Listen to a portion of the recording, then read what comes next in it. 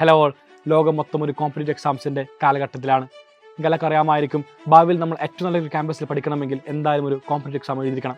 ചിലപ്പോൾ NEET exam ആയിരിക്കാം, ചിലപ്പോൾ JEE ആയിരിക്കാം, ചിലപ്പോൾ QET ആയിരിക്കാം. ഒരുപാട് എക്സാംസാണ് നമുക്ക് നമ്മുടെ ചുറ്റുമും ഉള്ളത്. ഇതാ നിങ്ങൾക്ക് വേണ്ടി ഒരു ഒളിമ്പ്യാഡ് എക്സാം പാറ്റേണിൽ ഒരു പുതിയ എക്സാം ഇൻട്രൊഡ്യൂസ് ചെയ്യുന്നു. അതാണ് കേരള യങ് ജീനിയസ് എക്സാമിനേഷൻ. അപ്പോൾ ഒരു ചോദ്യമുണ്ടാവും, ആർക്കാണ് ഈ എക്സാം എഴുതാൻ വേണ്ടി സാധിക്കുക? 7ാം ക്ലാസ് മുതൽ 12ാം ക്ലാസ് വരെയുള്ള എല്ലാ വിദ്യാർത്ഥികൾക്കും ഈ എക്സാം എഴുതാൻ വേണ്ടി സാധിക്കുന്നതായിരിക്കും. നെക്സ്റ്റ് ക്വസ്റ്റ്യൻ ആണ്, സിലബസ് എന്തായിരിക്കും? നിങ്ങളിപ്പോൾ പഠിക്കുന്നത് 11th തൊട്ട് മുമ്പത്തെ class, which means 10th NCERT syllabus ആയിരിക്കും നിങ്ങളുടെ എക്സാമിൻ്റെ സിലബസ് ആയിട്ട് വരിക. നിങ്ങളിപ്പോൾ 10th പഠിക്കുന്നതെങ്കിൽ 9th NCERT സിലബസ് ആണ് നിങ്ങൾക്ക് ഉണ്ടാവുക. അതായത് ഒരു ക്ലാസ് പിന്നാക്കം പോവുക. ആ കാണുന്നതിൻ്റെ NCERT സിലബസ് ആയിരിക്കും നിങ്ങൾക്ക് നിങ്ങളുടെ കേരള യങ് ജീനിയസ് എക്സാമിനേഷനകത്ത് സിലബസ് ആയിട്ട് ഉണ്ടാവുക. 3 ഘട്ടങ്ങളായിട്ട് നടക്കുന്ന പരീക്ഷ. ഫസ്റ്റ് ലെവൽ എന്ന് പറയുന്നത് സ്കൂൾ ലെവൽ എക്സാമിനേഷനാണ്, സെക്കൻഡ് ലെവൽ ഡിസ്ട്രിക്ട് ലെവലും, ആൻഡ് ഫൈനൽ ലെവൽ നിങ്ങൾക്ക് സ്റ്റേറ്റ് ലെവൽ എക്സാമിനേഷനാണ് കണ്ടക്ട് ചെയ്യുക. നമുക്ക് വളരെ വിശദമായിട്ട് എക്സാം പാറ്റേണും എല്ലാം തന്നെ പരിശോധിക്കാം. ഫസ്റ്റ് ഓഫ് ഓൾ, മൊത്തമായിട്ട് എക്സാമിന് ഉണ്ടാവുക 25 ക്വസ്റ്റ്യൻസ് ആണ്. ഒരു ക്വസ്റ്റിന് 4 മാർക്ക് വെച്ച് മൊത്തം 100 മാർക്കിൻ്റെ പരീക്ഷ. എഴുതാനുള്ള സമയം എന്ന് പറയുന്നത് 45 മിനിറ്റും. 45 മിനിറ്റ് കൊണ്ട് 25 ചോദ്യങ്ങൾ. ഇതിനകത്ത് നെഗറ്റീവ് മാർക്ക് ഉണ്ടോ എന്നൊരു ചോദ്യമുണ്ട്. നെഗറ്റീവ് മാർക്കിങ്ങും ഉൾപ്പെടെയാണ് എക്സാമിനേഷൻ്റെ സ്കോർ വരിക. അതായത് ഒരു ക്വസ്റ്റ്യൻ തെറ്റിക്കഴിഞ്ഞാൽ നിങ്ങൾക്ക് -1 മാർക്ക് ഉണ്ടാവും. അപ്പോൾ ചോദ്യമുണ്ട്, ലീവ് ചെയ്താൽ മാർക്ക് നഷ്ടപ്പെടുമോ എന്ന്. മക്കളെ, ലീവ് ചെയ്യുമ്പോൾ നിങ്ങൾക്ക് സ്കോർ ആ കാണുന്ന ക്വസ്റ്റ്യൻ്റെ 0 ആയിട്ട് മാർക്ക് ചെയ്യുക. അതായത് ഒരു ക്വസ്റ്റ്യൻ ശരിയാവുകയാണെങ്കിൽ 4 മാർക്ക്, 1 തെറ്റാണെങ്കിൽ -1 മാർക്ക്, 1 നിങ്ങൾക്ക് ആൻസർ ചെയ്യാൻ വേണ്ടി സാധിച്ചില്ലെങ്കിൽ 0 മാർക്ക് ലഭിക്കുക. അപ്പോൾ ഇത്തരത്തിലാണ് നമ്മുടെ മാർക്കിംഗ് സ്കീം എല്ലാം തന്നെ വരുന്നത്. ഇനി എക്സാം പാറ്റേണിനകത്ത് എത്ര ചോദ്യങ്ങളാണ് ഏതെല്ലാം വിഷയം പരിശോധിക്കാം. നിങ്ങൾ 7 to 10 ക്ലാസ്സിലെ വിദ്യാർത്ഥിയാണെങ്കിൽ നിങ്ങൾക്ക് 5 ക്വസ്റ്റ്യൻ വെച്ച് ഫിസിക്സ്, കെമിസ്ട്രി, മാത്സ്, ബയോളജി ഉണ്ടാവും. ആൻഡ് ഫൈനലി ഒരു 5 ക്വസ്റ്റ്യൻസ് ആപ്റ്റിറ്റ്യൂഡ്. അപ്പോൾ ഇങ്ങനെയാണ് മൊത്തമായിട്ട് 25 ക്വസ്റ്റ്യൻസ് ഡിസൈൻ ചെയ്യുന്നത്. ഇനി നിങ്ങൾ 11-12 വിദ്യാർത്ഥിയാണെങ്കിൽ നിങ്ങൾക്ക് 7-7-7 എന്ന പാറ്റേണാണ് ഉണ്ടാവുക. 7 question physics, 7 question chemistry. And നിങ്ങൾ ഭാവിയിൽ ഒരു നീറ്റ് എക്സ്പെരിയൻ്റ് ആണെങ്കിൽ നിങ്ങൾക്ക് 7 ക്വസ്റ്റ്യൻ ബയോളജി ആയിരിക്കും.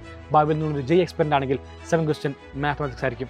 ആൻഡ് ഫൈനലി ഒരു 4 ക്വസ്റ്റ്യൻ ആപ്റ്റിറ്റ്യൂഡ്. അതായത് മൊത്തമായിട്ട് 25 ക്വസ്റ്റ്യൻ, 7, 7, 7, 4 ഇങ്ങനെയാണ് പാറ്റേൺ ആയിട്ട് ഉണ്ടാവുക. എല്ലാ ക്വസ്റ്റ്യൻസും MCQ തന്നെ ആയിരിക്കും എന്ന് എല്ലാവരും ഒന്ന് നോട്ട് ചെയ്യണം. നമുക്ക് വളരെ വിശദമായിട്ട് സെക്കൻഡ് ലെവൽ പരിശോധിക്കാം.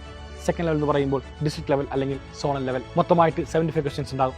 എഴുതാനുള്ള സമയം 180 മിനിറ്റ് അഥവാ 3 മണിക്കൂർ. ഈ കാണുന്ന 3 മണിക്കൂറിനകത്ത് എഴുതുന്ന ഓരോ ക്വസ്റ്റ്യൻ്റെയും മാർക്ക് മുമ്പ് പറഞ്ഞ പോലെ തന്നെ 4 മാർക്ക് വെച്ച്. ഒരു ക്വസ്റ്റ്യൻ റൈറ്റ് ആകുമ്പോൾ 4 മാർക്ക്, റോങ് ആകുമ്പോൾ -1 മാർക്ക്, ആൻഡ് നിങ്ങൾ ആൻസർ ചെയ്തില്ലെങ്കിൽ 0 മാർക്ക്. ടോട്ടൽ സ്കോർ വരുന്നത് 300 മാർക്കിലാണ്. ഇനി എക്സാം പാറ്റേൺ പരിശോധിക്കുമ്പോൾ 7 to 10 ക്ലാസ്സിനകത്ത് പഠിക്കുന്ന വിദ്യാർത്ഥികൾക്ക് 15 ക്വസ്റ്റ്യൻസ് ഈച്ചാണ് ഉണ്ടാവുക. 15 physics, 15 chemistry, 15 biology, 15 mathematics and 15 aptitude.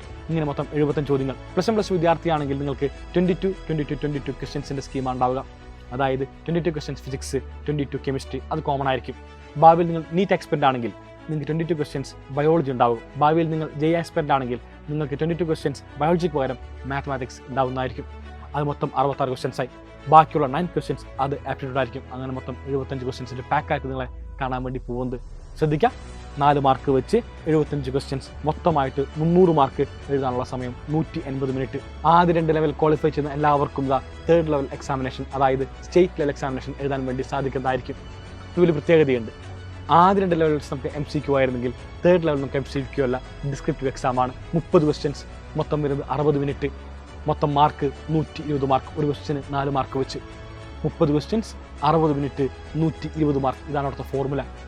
ഇതിനകത്ത് 7 മുതൽ 10 വരെ വിദ്യാർത്ഥിയാണെങ്കിൽ നിങ്ങൾക്ക് 8, 8, 8, 6. അതായത് 8 question physics, 8 question chemistry, 8 question maths and 6 question biology. ഇങ്ങനെയായിരിക്കും 30 ക്വസ്റ്റ്യൻ ഉണ്ടാവുക. നിങ്ങൾ 11-12 JEE എക്സ്പെരിൻ്റ് ആണെങ്കിൽ 10 question physics, 10 question chemistry and 10 question maths ആയിരിക്കും ഉണ്ടാവുക. ഇനി നിങ്ങൾ 11-12 നീറ്റ് എക്സ്പെരിൻ്റ് ആണെങ്കിൽ 12 question physics, 12 question chemistry and 6 question biology, മൊത്തം 30 ക്വസ്റ്റ്യൻസ്. സോ വീണ്ടും ഞാൻ ഓർമ്മിപ്പിക്കുന്നു, മൊത്തമായിട്ട് നിങ്ങൾക്ക് 30 ക്വസ്റ്റ്യൻ ഉണ്ടാകും, 60 മിനിറ്റ് ഉണ്ടാകും, 120 മാർക്കായിരിക്കും. ആൻഡ് ഫൈനലി എക്സാം ഡിസ്ക്രിപ്റ്റീവ് ആയിരിക്കും. ഇതിനുശേഷം ഒരു ഇൻ്റർവ്യൂ കൂടി ബാക്കിയുണ്ട്. 80 മാർക്കുള്ള ഒരു ഇൻ്റർവ്യൂ, ദി ക്രൂഷ്യൽ പാർട്ട് എന്ന് പറയാം. ഈ കാണുന്ന 3 ലെവൽ ക്വാളിഫൈ ചെയ്യുന്ന വിദ്യാർത്ഥികളെ കാത്തിരിക്കുന്ന ഒരുപാട് സ്കോളർഷിപ്പും അതുപോലെ തന്നെ ക്യാഷ് പ്രൈസുകളുമാണ്. സോ എല്ലാ മക്കളും ഇപ്പോൾ തന്നെ പഠിക്കാൻ വേണ്ടി ആരംഭിക്കുക. ഇപ്പോൾ തന്നെ എക്സാമിന് വേണ്ടി രജിസ്റ്റർ ചെയ്യുക. ഏറ്റവും മനോഹരമാക്കി നമ്മുടെ ഭാവി ജീവിതം മാറ്റം എന്ന് പറഞ്ഞുകൊണ്ട് വൈൻഡപ്പ് ചെയ്യുന്നു. So guys, bye, thank you and signing off അഫ്നാസയ്ക്ക് എല്ലാവർക്കും ഒരു ഓൾ ദി ബെസ്റ്റ്.